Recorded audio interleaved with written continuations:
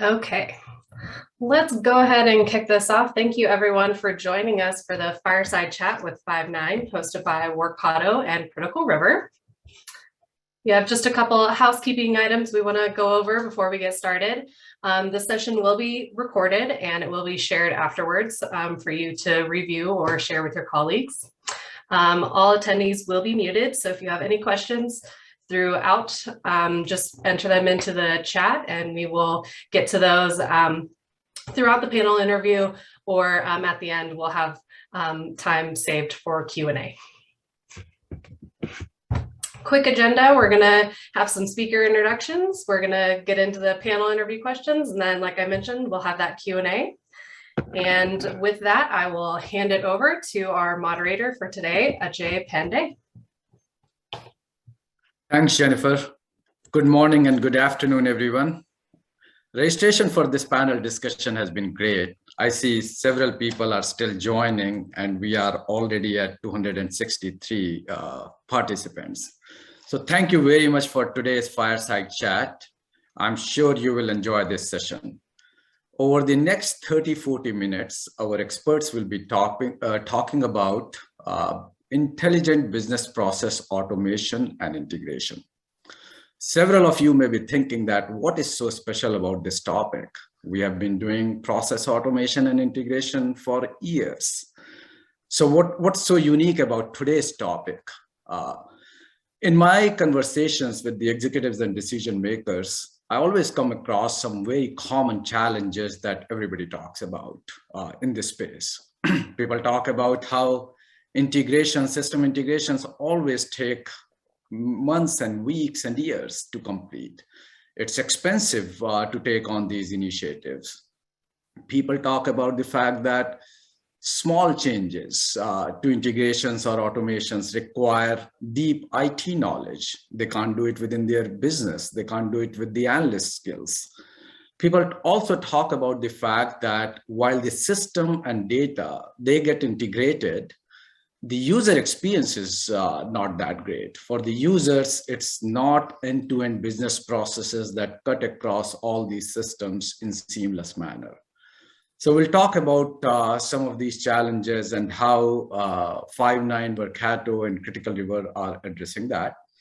We have a great group of experts here. We have CIO, we have architects, we have implementers who are part of our panel. And they will be addressing the topics that we just talked about.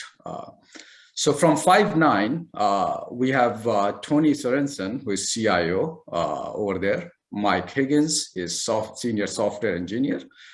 And Tanaji Deshmukh, he is Salesforce development manager. Tanaji goes by TJ, so I'll be addressing him as TJ during this panel discussion. Five9 is a virtual contact center cloud platform provider, and Tony will talk about a little bit more detail about what Five9 does. From Workato, we have Kunal Khandekar. He is customer success manager lead, and he will talk about how Workato is helping Five9. Workato is intelligent automation platform provider that supports business process automation and integration across entire organizations. And then the third partner here is CriticalRiver. Naveen Jonala is integration practice lead at CriticalRiver. CriticalRiver is a global consulting company that specializes in business process and technology consulting. My name is Ajay Pandey. I'm SVP of Services at CriticalRiver, and I'll be moderating today's panel discussion. Tony, Mike, TJ, Kunal, and Naveen, thank you so much for joining today. I'm sure our audience will benefit tremendously from your experience. Let me start with you, Tony. You have been leading IT organizations for a long time. What are some of the things you are seeing in business process automation and integration space in general in the industry? And what is driving some of these initiatives at Five9? Yeah, thanks, Ajay. And let me start by welcoming everybody to the Fireside Chat. I think there's over 300 people on the line. And when I agreed to do this, I thought there would be about 25. It'd be a small, group of friends. So thanks everybody for coming. And just from a kind of a housekeeping thing, if you have questions as we go, put them in the chat channel or queue them up so that we can see them, and we'll make it an interactive session as much as we can. So, let me talk a little bit, Ajay, about, Five9. You already mentioned we're a global contact center software in the cloud company. We're certainly one of the leaders in the world. We're growing super fast, both in terms of year-over-year growth, as well as going global and expanding our footprint throughout Europe and into Asia. And part of the IT strategy for the last several years has been what we call PTAB readiness, our path to $1 billion in revenue. And the journey from a very small company when I started here 7 years ago to a $1 billion company has had a lot of systems put in. I think I did the math a little while ago. We put over 100 systems in the last 7 years. And so we're all about trying to make sure that we can enable Five9 to be $1 billion company and beyond. And then in IT, of course, we have the typical constraints, right? There's not enough budget to do what we need to do. There's far more appetite and desire in our roadmap to get things done than we have budget for. And then we have to deal with the EBITDA targets that we have to have for Wall Street. So I think we have a really good kind of mix of things happening at Five9 with growth, as well as our overall velocity and things. So I suspect that the Five9 journey in the iPaaS space is maybe similar to many other companies. Everybody on the call probably realizes that cloud-based apps have made it easier for all areas of the business to stand up solutions at a very low cost point. As each business unit thinks about solving a particular issue they rarely think holistically about the workflow and how is what they're doing. Does it fit in the quote to cash process, or does it fit in the hire to retire, the procure to pay, whatever? They only think about solving their need. And then once they get that system in that they purchased on a credit card and got working, then they figure out we need integrations, right? And there's the challenge is, okay, what do we do with the data? Who needs to be consumers of the data in the system that they just created? How does that fit in our overall data governance and strategy program? So our job in IT is to help them expand their thinking and help make whatever they've just stood up successful.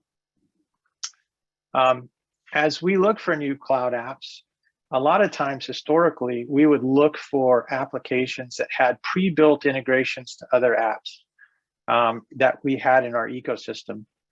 But everybody knows that when that happens, a new leader comes in and they want to swap out that app for something they used before, and now you've got a broken integration.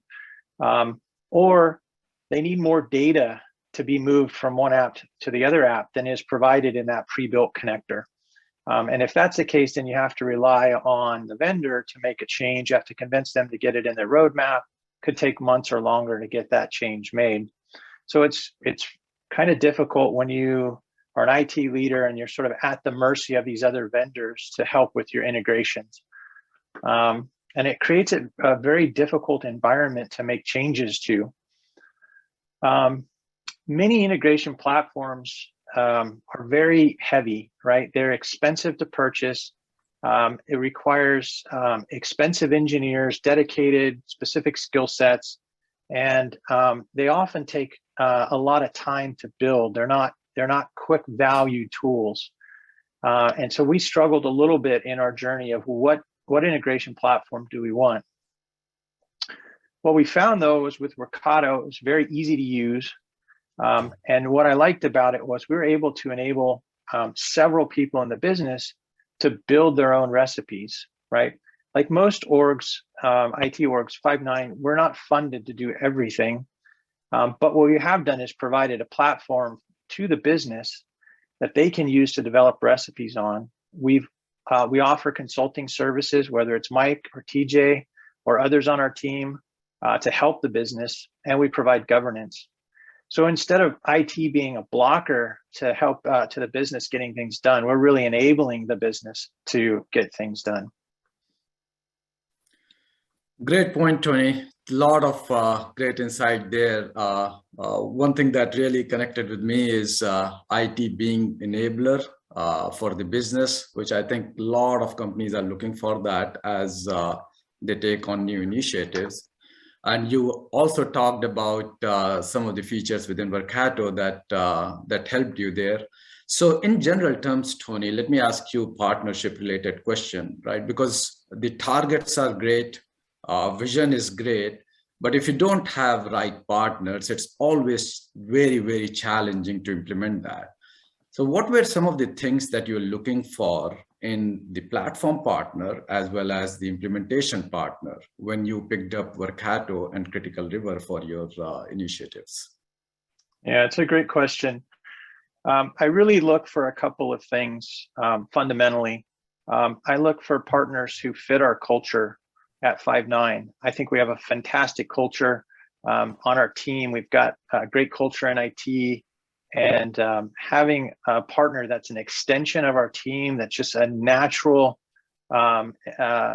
engagement. It flows really easy. That's really important to us. And then trust, right? That's the other thing is I know that if I need something, if in IT, there's things that always go wrong. But when IT's back against the wall and, you know, Mike or TJ call up and say, Tony, we really need some help with something, I can pick up the phone, I can get a hold of somebody that's going to step in and start helping us. And the first things that they're going to talk about aren't, okay, let's get a commercial contract in place and let's do all these other things. It's like, no, let's solve my problem and I'll make sure we take care of you. But right now we just need some help. So those are kind of a couple of things that I look for. With regard specifically to Workato, we were in the process of evaluating Workato and MuleSoft for our iPaaS solution, and I went to a Workato dinner one night where they were presenting, and actually Stephen Franchetti was there from Slack talking about some of the successful things he'd done with Workato, and I just happened to wind up having dinner with VJ, and so we had a 2-hour conversation about where we were with Five9 in our tech stack and what was our maturity level in the integration space, where did we want to go, what's our PTAB strategy, and so we just had a great conversation. He understood that we needed to start with a crawl first approach, train my team, let's get some easy wins, let's enable the business. Those were things that he and I talked about. But most importantly, he instilled a lot of confidence that the Workato team would partner with Five9 through our journey and however we needed.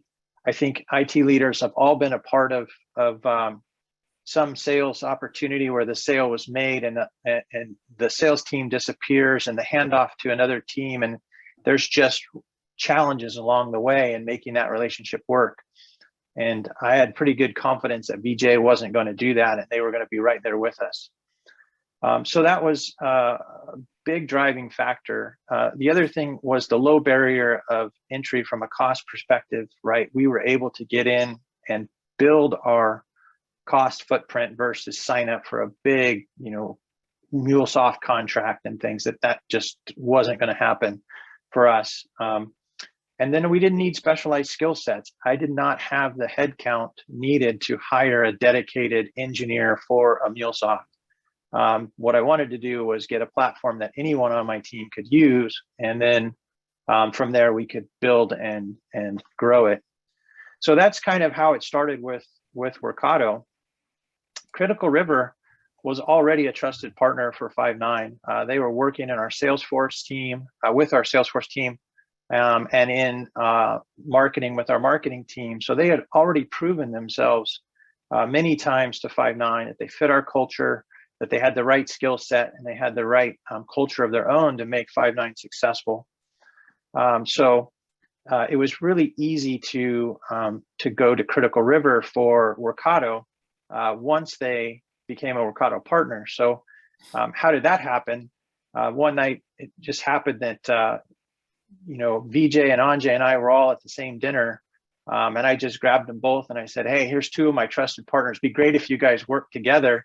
Love to use CriticalRiver to do Workato development. And that was how the introduction was made. And about a month later, I got an email from Vijay saying, hey, CriticalRiver is now an approved partner and we've trained them. You can get started using CriticalRiver. So it worked out to my advantage because we like working with partners that approve themselves.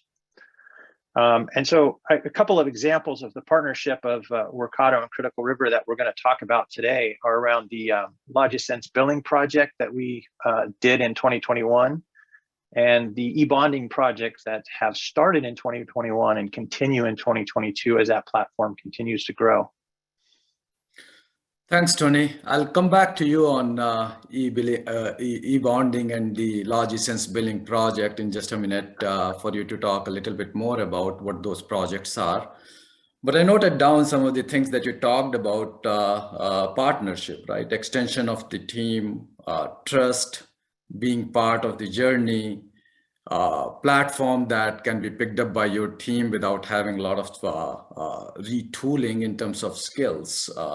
Thanks for sharing that. I'm very sure that several of our participants probably look for similar things in their partnership. So Kunal, let me come to you now. Tony said a lot of great things about Workato, so no pressure there. But in terms of how Workato is positioned in iPaaS space, and what are some of the things that Workato is doing that is helping customers like Five9? Please share that with us. Sure, yeah, and thanks, Ajay, and thanks for having me as well. I'll tackle the first part of the second part of your question first. I mean, I think in terms of what we're doing for customers, I'm amazed every day to see what our customers are doing and the creativity they're bringing to the Workato platform. I've had kind of a front seat the last 3 years working with high growth companies like Five9, and what I've seen is, they're all really accelerating their enterprise automation. We're really amazed at the way the companies and customers are utilizing the platform to get the most out of, especially during the pandemic, as we went to a remote first environment. Many companies we saw start leveraging the platform to really connect with their employees and be able to digital transformation has increased, right, the last 2 years. I think you also asked like where we think the iPaaS space is going, and this is a really interesting question as well. Our CEO Vijay has written a few articles about this over the last few months because we're starting to see a convergence of the automation and integration space. We've seen a lot of older iPaaS vendors starting to buy RPA companies, and we're seeing that there's definitely a convergence happening. We feel like we're in a unique position because we've always had automation as part of our strategy, and we really think that an integration-led automation approach is going to be the place that this is all going to go to eventually. And we feel like we're really going to be able to help all these companies get to that. May it be for their user experience or any other any basically get all your apps and data synced across the enterprise. Thanks, Kunal. That's very well said, actually. There, integration-led automation, right? A lot of times we talk about integration, we talk about automation, but from user experience point of view, how both the areas are kind of merging. That's very interesting. And I also know that Workato has put a lot of focus in building a platform, right, that analysts can use. You don't have to have a lot of deep technical skills to be using Workato platform. So those are some great initiatives there. So Tony, coming back to you, talked about e-bonding and billing projects, and I'm sure those projects have some specific meaning for Five9. For our audience, will you please explain a little bit more about what those initiatives are and what Five9 is doing? Yeah, for sure. So I'll start off with the Logisense billing project. We, being a contact center software, company, underneath that application that we've built, we're a telco. We process roughly 20 million calls a day. We have to rate those calls, we have to tax those calls, and of course we have to bill those calls. And we had 3 distinct platforms that were in that mix, trying to get that invoice out to the customer. And we made a decision to consolidate the rating and the billing platform onto the LogiSense platform. And so what that was doing was changing out our previous billing platform, and therefore interrupting the quote to cash workflow, where when contracts get signed, you have rate plans for customers, you have seats, et cetera, subscriptions that need to get passed down into your billing platform and into your rating engine. So my CFO said that he called it the heart transplant project, right? Because for the CFO, if you can't bill a customer, you can't collect. And so for him, it was all about let's get this done and make sure everything works really, really well. And so when we put in the LogiSense billing platform, we had to recreate some integrations that took the previous vendor over 2 years to build. And so we had to rebuild those, and we made the decision to use Workato to do that. And so Mike's going to talk through that a little bit. And then the Ebonding project is new to us, about a year and a half or so, where some of our really large customers have come and said, hey, we would like to electronically bond our ITSM system to your ITSM system, so that their users in the contact center, if they have an issue or a question or whatever, instead of logging into Five9's Salesforce case system, where we would normally take a question or an issue from a customer, they'll just log it in their system, whatever they use. If it's Snow or Zendesk or whatever, they can then, it will automatically populate into our Salesforce case system. And then as updates in the case happen, those are automatically fed back down into that customer's ITSM system. And so it's actually really great for them, because much easier, it creates the same experience that they're used to. They don't have to tell their users, go to this other system. They go to the same system that they use every day. And for IT, it's an opportunity where we're actually providing services that Five9 can then sell to customers from the IT space. And so it's a nice win-win for us, because normally we deal with all the back office stuff. In this case, we get to deal directly with customers. And so TJ is going to talk about that program, that project here in just a minute. Thanks, Tony. And Mike and TJ, I'll absolutely come to you in just 1 minute, ask you about some of the technical details of these projects. But Anna, in the meantime, do we have any questions from our participants? I want to make sure that we keep it as interactive as possible. All right, let's see. So far, nothing yet, but we do encourage all the folks on the line to continue to ask us any questions you might have. We have experts on the line, so definitely take advantage. But yeah, I'll keep an eye out as we go. Thanks, Anna. So Mike, Tony talked about the billing project, right? And how the initial implementation took 2 years, and then the platform was changed to Workato, and CriticalRiver got involved as well. You are the main architect of that project. What are some of the technical details about that project that you'd like to share with our audience, and any challenges also that you might have come across and overcame as part of the project? Mike, you are on mute, I think. Yeah, hi, thank you. This is a very high-level slide that sort of encapsulates what we've done here. Our source of truth is Salesforce. That's where we do our contracts and quotes and all that.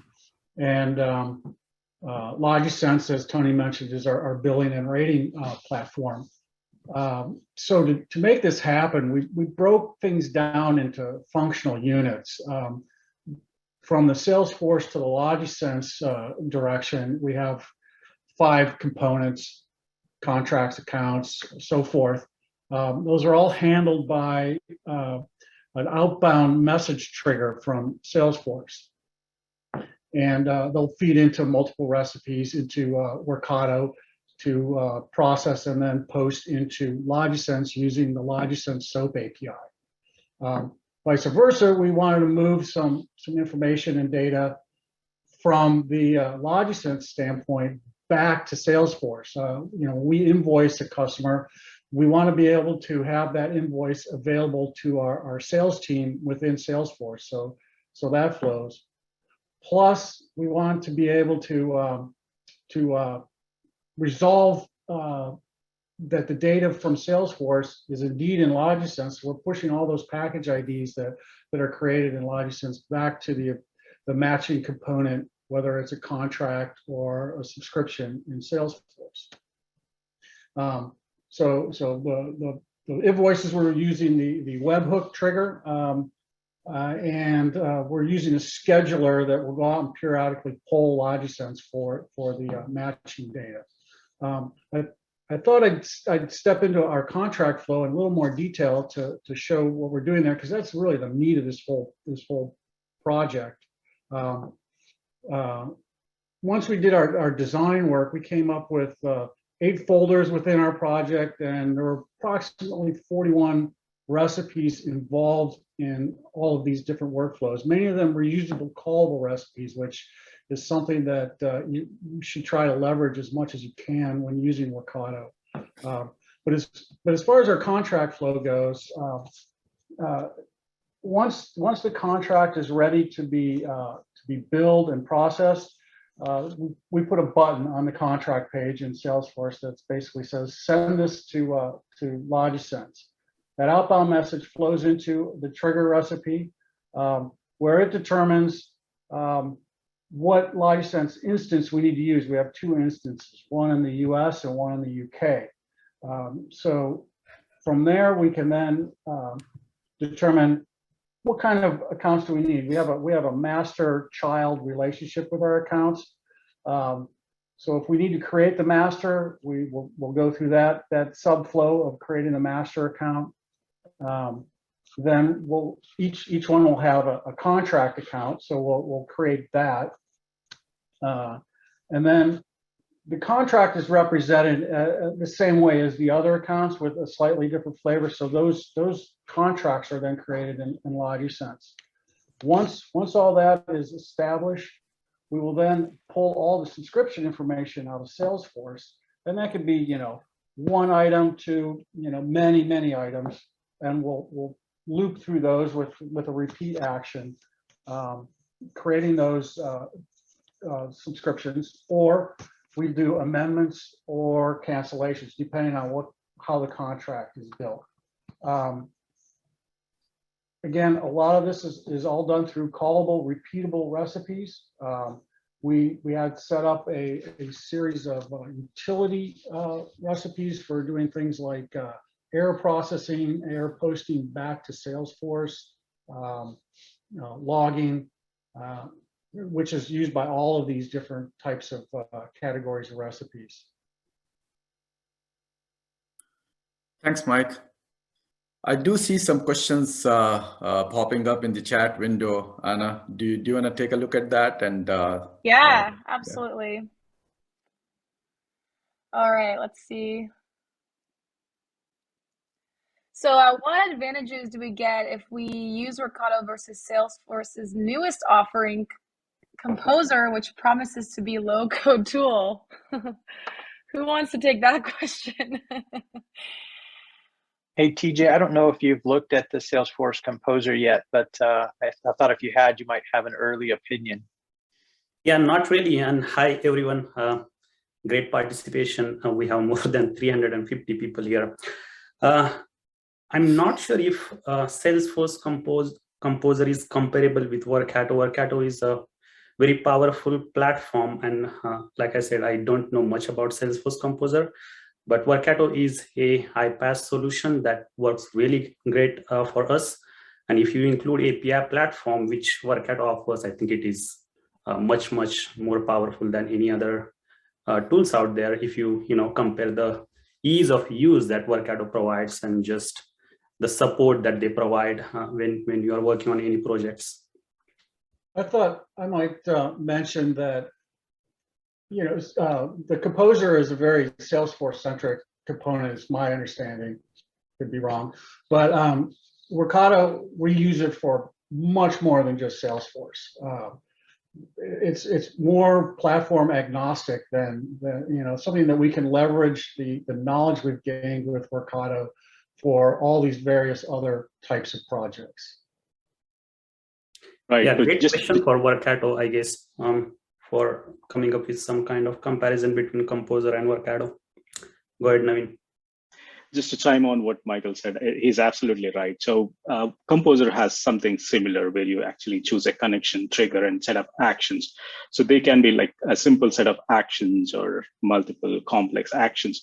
But like Michael said, that's more like a Salesforce centric. So either if you're using that, either the data has to be coming out of Salesforce or coming into Salesforce. So, but if you have two different systems which are non-Salesforce oriented or have integrations between two different systems which are not Salesforce oriented, then I don't think we'll be able to use that effectively. Very, very well explained. Thank you, Mike, TJ, and Naveen. There's a comment here which is not necessarily a question in the chat window. Anna, let me just quickly talk about that. I think there's a comment about holistic workflow that we talked about at the beginning of this discussion. Somebody commented that that's very good to hear. So holistic workflow, I think we mentioned it, cutting across different business units within the organization, from the user experience as well as system and data integration. And that is one of the things that Kunal was talking about, that how Workato is helping Five9 in that space. So thanks for commenting on that from the participant. Anna, there's a question which is non-technical question about the drink coupons. I will let you address that at a later time. Thanks. But there are a couple of questions around that too. Perfect. I'll respond in the chat. Thank you. Thank you. So TJ, regarding the Ebonding project, similar question that I asked Mike, right, about the billing project. I know Ebonding project is a very, very critical initiative at Five9, something where you guys are very focused on what you are building for your customers, and it's a repeatable solution that can be taken, one solution for one customer, but similar solution for another customer. So help us understand what you are doing, what architecture you are using, and some of the key components, technical details of that project. Yeah, definitely. And thanks, Ajay, for having me here. You know, it has been more than a year since we started the journey of developing and implementing Ebonding solutions for our, especially for our enterprise customers. And we have tackled a lot of challenges. We have overcome business challenges, technical challenges, and there have been great learnings as part of this journey. But let me first explain the architecture at a very high level. As Tony mentioned, we have integrated ITSM applications from customers with our Salesforce Service Cloud, which is mainly a cases module in our Salesforce at Five9. And our Ebonding architecture is completely agnostic of the client ITSM system. So they can use ServiceNow, they can use Axios Assist, Salesforce, Jira, BMC Remedy, or whatever tool they want to use and they are currently using. And our Ebonding integration would work the same way with no changes to the foundational architecture. So that's the great thing about this solution that we have developed here at Five9. So if you follow the top left corner on the screen there, when case gets created or updated in Five9 Salesforce system, we have an Apex trigger that submits a platform event, and that event gets logged in something called as an event bus.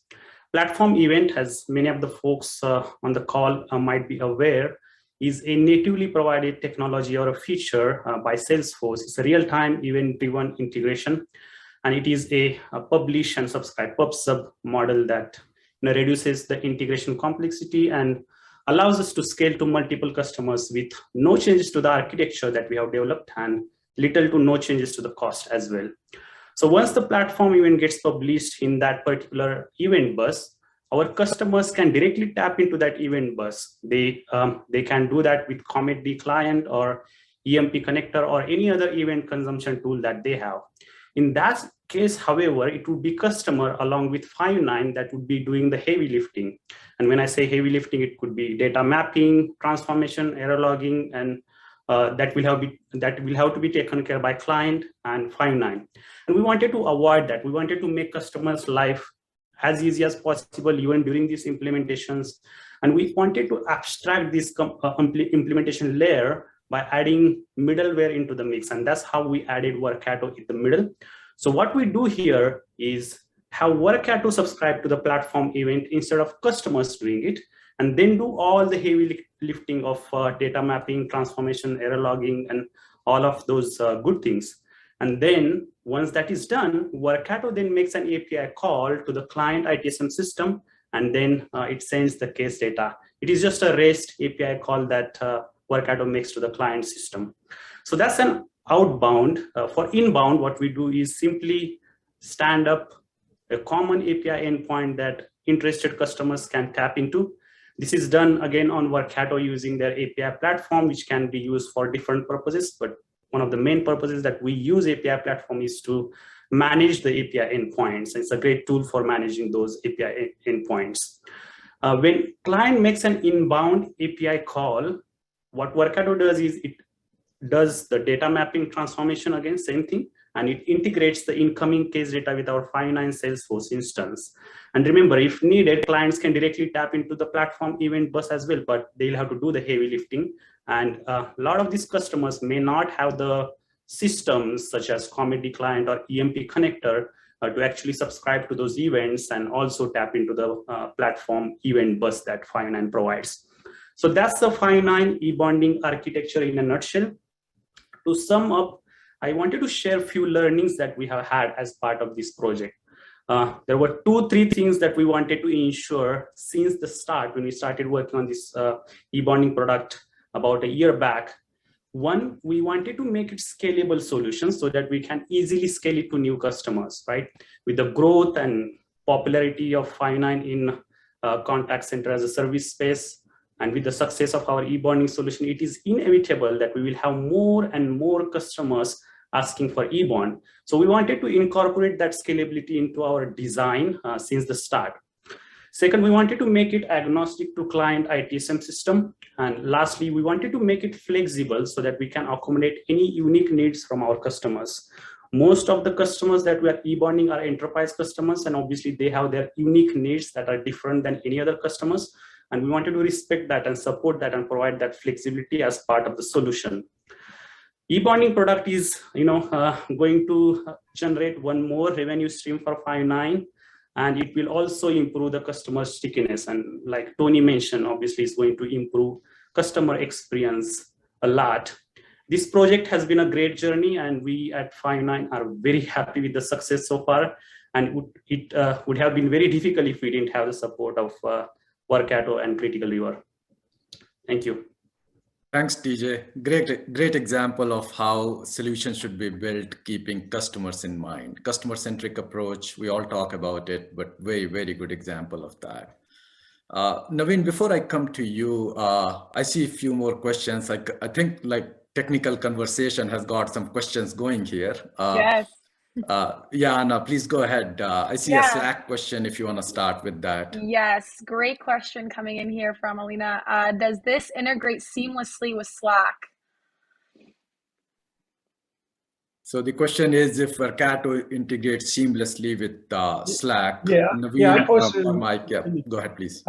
I posted in the chat that Workato has a very rich integration with Slack.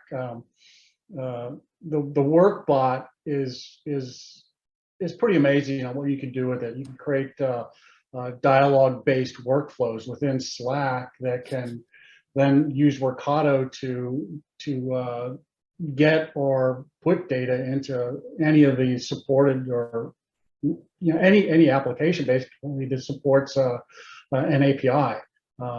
So we've used that in several instances with our customer service organization. We've used it with our sales operations team. So yes, it's very powerful. Just wanted to add more color, if I may. It's not just Slack. I think there are a lot of connectors that Workato provides out of the box. So we can definitely tap into those connectors.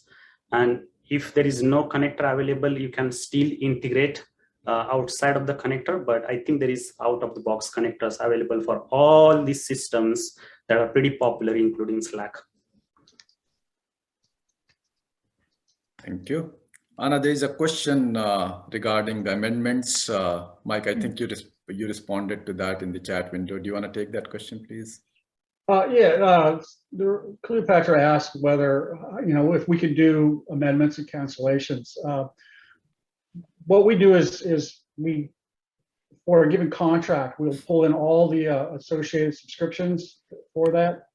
And we loop through each one, and we have branch logic that looks at the details of what that subscription is, whether it's a creation or an amendment or a cancellation. So, if it's an amendment, the way LogicSense works is we first have to cancel the current one and then create a new one, a new subscription in LogicSense to reflect that change. And then we also populate those details back into Salesforce, so we can track that as time goes by. Thanks, Mike. Anna, there's a question from regarding next best action solution. Can you please look that up? Oh, I think I missed that one. Oh, okay, that's okay. I can have it here on the window. So okay, great, thanks. Yeah, there's a question about, does Workato also provide next best action solution? Any such capabilities used in this implementation? That might be for Kunal. Sorry. Let me, can we come back to that one, because, or maybe I can get some additional clarification on this one.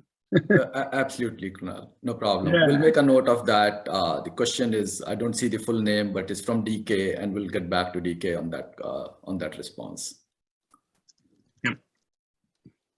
Any other questions here, Anna, that are there in the chat window?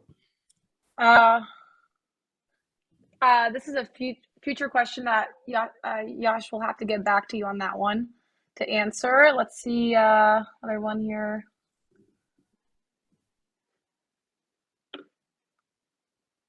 I think we got all the ones in the chat. We should be good. Okay, and we'll revisit the chat We'll revisit window. at the end, yeah. Mm-hmm. Yeah, absolutely. We want to make sure that we either address all the questions or get back to the participant later on. So Naveen, that brings my next question to you. So we talked about from customers' point of view, right? Five9 talked about it. We talked about from the platform point of view. Mike and TJ did a great job of explaining the architecture and what is being implemented and how it is helping Five9. From the implementer's point of view, because that's the third leg in the partnership, right? From the implementer's point of view, you and your team were involved in both the projects. So as you went about implementing it for Five9, what were your lessons learned, Naveen, that you think our audience will benefit from? Yeah, thanks for that question, Ajay. At CriticalRiver, we have been partners with Workato for quite some time, and we've been helping a lot of customers to automate their business process. These two projects that we implemented at Five9, they were great projects and exciting, and we had some great things that we learned from these projects. One of them, let me go by the projects that we implemented. One of them is the e-billing or the billing project. So in this, there's a lot of time and effort that we spent into the design of the solution itself before we actually started development on this project, because that needed a lot of thought process on what levels of failures that we wanted to handle. So we built a lot of redundancy checks at multiple object levels. So as you can see, there are contracts that we're moving. Contracts depend on accounts, account depend on contacts, contacts have billing addresses and all that stuff. So whenever we are moving each object, we just wanted to make sure all the dependent objects were already moved. If not, then we move them as part of the flow. So that was the redundancy checks that we built in. And I think that's something that people should always look at implementing when they have or moving data between two different systems which have related objects. And moving on to the ebonding process. So as TJ mentioned, one of our driving or the goal that was driving this one was to make sure we make it easier to onboard new customers and make it faster to onboard them. So because of that, we always had to make sure that we find the minimum viable data set. So as you know, some of the customers may use some of the fields and some customers may not use. So it was imperative that we actually find that minimum viable data set initially, spend some time and understand what is that data set and come to an agreement, and then start building the API so that when you onboard the new customers, you don't have to go back and revisit that data sets kind of stuff. And the other one that we learned was the transfer of large attachments, because when you're dealing with tickets or syncing the ticket information between two systems, you're not only syncing the status or priority fields and stuff like that, but you're also moving a lot of comments that are being entered in two different systems, and also the attachments, because text usually usually need screenshots of the issue to understand it better and try to resolve it. Sometimes these attachments can be large. Because of that, sometimes what happens is they can be more than 10 MB. At this point of time, Workato API has a limitation of 10 MB on the payload. Workato is working on increasing those limits in the future. But at this point of time, because of that limitation, we had to get very creative on how do we transfer attachments between different systems. I think that's something that people need to look at as well when they have the need to move large attachments. And the third one, or the generic one, is like the best practices. Like we always use common data models so that we can log down that minimum data set that I was talking about. And we were using that to exchange input payloads and stuff around multiple callable recipes, and also use that as an input for log messages so that the log message that we are logging into different systems is very consistent.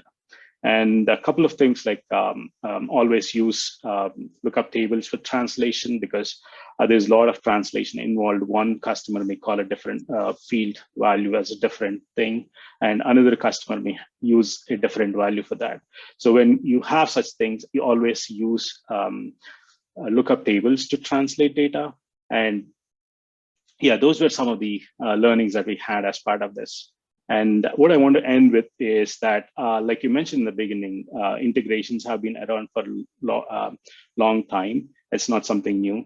But the game changer these days is the low-code or no-code platform like Workato, which takes out a lot of technical complexity out of the picture. And also it helps you to get faster time to market. Thanks, Naveen. And that is actually pretty important, right? I mean, you can write a lot of code, you can make very complex integrations, but getting it to the point where with analytical skills, people can make changes to integration and automation. I think that's a very good point. I also like the fact that you talked about not just all the great features, but what are some of the things that we should be thinking about. And there may be some areas where more creativity is needed to make the solution work. So thanks for sharing that. Tony, I'll come back to you with the last question of this panel discussion. So we talked about several things. We talked about vision, we talked about goals, we talked about technical details, we talked about architecture. And you as an executive in the company, you have holistic view of how everything has worked out across all these different topics that we talked about. How will you summarize your relationship with Workato and CriticalRiver, and what are some of the key benefits that Five9 has realized out of this partnership?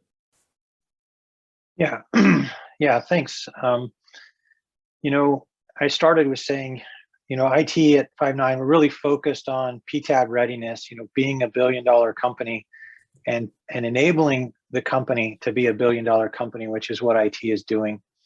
And when we talk about partners, you know, we sort of started changing our partner model about 1.5 years ago, where we started saying, you know, we're going to focus on leveraging the partners we know fit within our culture and within our team, right, that can deliver. And so One example of that is, when we started on the LogicSense billing project, we didn't have that approach in mind of trusted vendor. Let's leverage the trusted vendor. We chose a vendor to do the integration between Salesforce and LogicSense that had done it previously using Workato. They had that experience. However, they completely dropped the ball. Talked a good game, didn't deliver, said they were going to work on something, didn't deliver. And we got ourselves to the point where, hey, they're just not going to meet a delivery at all, and they're not going to meet our timeline. And so we had to course correct in the middle of the project. And I made 2 calls immediately, right? I called Carter at Workato and I said, hey, bud, I'm in a pinch, and I need to get you guys engaged. And that happened immediately. And I called Anji and I explained what happened. And I said, hey, I know you guys didn't create this problem. I'm asking if you can step in and help. And to Naveen's point, we spent a lot of time going through and analyzing what needs to be done. And Anji came back and said, hey, we're all in. We're going to help. We just don't know if we can meet your timeline. And I said, that's all I can ask for. Let's get started. And so that's the kind of response that I need from our partners, and the partners that I value and trust is the ability to jump in. And so not only did it work out and work out well, and we delivered on time, it just solidified, the relationship between CriticalRiver and Workato. And after the billing, we moved right on to Ebonding. So it's been a great relationship. I'm going to reemphasize this. As you grow, as you become a billion-dollar company and you're going global, it's really important to have relationships with partners that you can count on. And again, that's what we've got with Workato and CriticalRiver. Thanks, Tony. I'm sure our participants will echo with that sentiment, and our best wishes for Five9's journey to a billion-dollar target. This was a great dialogue. I thank all of you, all our experts on this panel for sharing your experience with us. We have 6 minutes left, and we have time for some more questions here. I see a lot of excitement here in the chat window. So Anna, please go ahead with the questions now. Okay, so I'll circle back to Kunal and read this question out loud one more time. Does Workato also provide next best action solutions as well? Any such capability used in this implementation? Yeah, no, that's a great question. It's not currently built into the product. And sorry, it caught me off guard earlier because this is fairly technical. But we are going to be putting in more AI-driven components into the platform over the next few years. And this is something that we're definitely looking at doing. But you can leverage other tools to kind of do it in conjunction, but not out of the box, unfortunately. Yeah. All right. And then also for Kunal, is there a sandbox testing environment before go live to production? Yes, we do offer that capability. I believe Mike also responded back to the panelists, but we do allow you to have multiple environments, dev, test, and then production. And we're actually rolling out our automation HQ more broadly, like we're calling it automation HQ, and it's going to allow these environments to be more in sync and allow for code reviews, diffs, things like that, and then more CI/CD processes. So fantastic. Yeah. Thanks, Kunal. All right, so a great question here, and this is probably for Mike or Michael or TJ. We are using Workato to take the lift off of our dev team for many of our integrations. Some of our Workato integrations require a bit more customization than someone with no coding experience would be capable of. How do you look for and hire candidates that could do these Workato integration implementations? Are there any specific skill sets that you look for?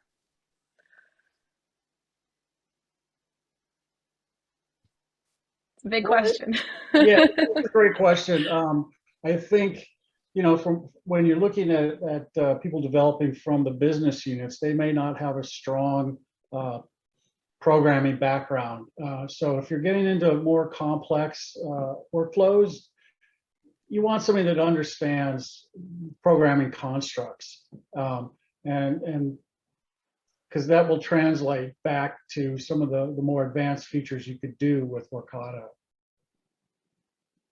I might offer a kind of the way I view it as well, to complement what Mike said. We haven't looked specifically for anybody to do Workato development. We have trained anyone on the IT team that wants to use it, and we've offered training to anyone in the business that wants to use it. But we haven't hired a dedicated skill set. And so it's worked out. We've got our web developer. She's been using it. You see it across our Salesforce team, across our typical or traditional software engineers. So that's one way. We hire people for larger roles, and then we train them in Workato, and it's worked fairly well. When we need a lot of lift, like we know there's going to be a lot of work going on, we'll work with CriticalRiver to do that, the bulk of that work. Mike will provide architecture and governance or something, but we'll use them to do a lot of the work. Well, I'll also add too, Tony, that we've done consulting with some of the other projects to help them work through any of the difficulties they have. And here I'm going to plug Workato's support chat system. They're very responsive, and they normally can get the answer for you. And if they can't, they'll find the right person that can very quickly. I echo the same thing on the customer support, especially on the Ebonding project. It was a completely new territory for us. And a person, his name is CJ from Workato. He has been great. He's an architect at Workato. And the great thing about customer support that Workato provided on Ebonding was they continued with the same architect throughout the project. So we didn't have to repeat our questions and make them understand about our ecosystem. So customer support is great, and they respond to you within few minutes on the chat, and even on the email. They get on the call if needed with your customers. So their customer support has been great for any advanced topics that we need their help. And in addition to that, I mean, we have great forums. People, there are a lot of people who help out others when there is a problem that they need solution for. So you can always reach out or post your question in the forums, and you would absolutely get an answer from one or the other person from the forum. Amazing. All right, so I think we're right out of time. So if you guys do have any questions or want to continue the conversation, we're about to, we just put some contact information up on the screen. So feel free to take a screenshot of this and yeah, reach out to us and we can continue the conversation or answer any questions you might have after this. So to wrap up, thank you everyone for joining us. This was absolutely incredible. We're so thankful that you guys were all here to listen in, and we hope that you found this all very valuable. As a reminder, we will be sending out the recording in the next 1 to 2 days, so look out for that. And yeah, reach out if you guys have any questions. Thank you so much. Have a wonderful day. Thank you.